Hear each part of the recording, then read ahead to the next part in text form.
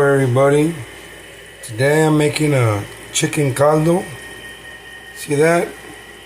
Got chicken, squash, cilantro, carrots, cabbage, and celery. Put all, you see that?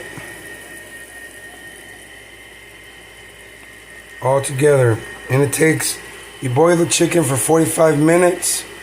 After that, when you boil the chicken, then you put the vegetables. Put squash, put squash, carrots, cabbage, celery. You put all those, and then you put your spices. This spice right here. See that? You put those spices, and you put garlic as well. Only those three.